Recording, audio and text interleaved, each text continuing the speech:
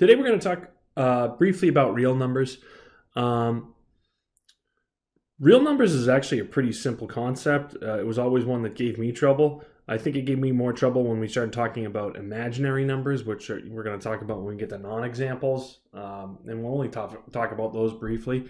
But real numbers are just they're going to be the numbers that that we're working with all year. They're all the numbers that you guys are pretty much familiar with, I would say. The definition, the textbook definition of real numbers is a set of numbers consisting of positive numbers, the negative numbers, and zero.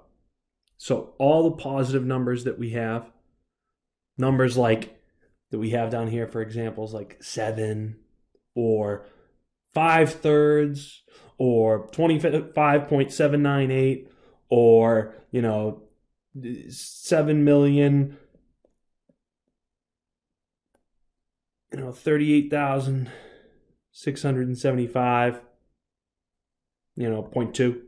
That's a real number. Negative 638. That's an example of a real number. 2/3. That's a real number. Whoops. 2/3. Hey. 2/3. That's a real number. The illustration that I have here, we have just a simple chart.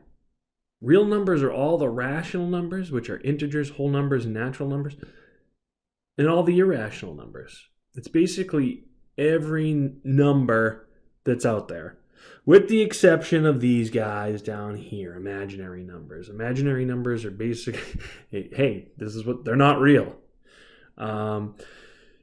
We will not see a lot of these. You won't see any of these this year, if I'm going to be honest with you. But a few examples. You'll often see I next to a number, which kind of tells us that it's an imaginary number.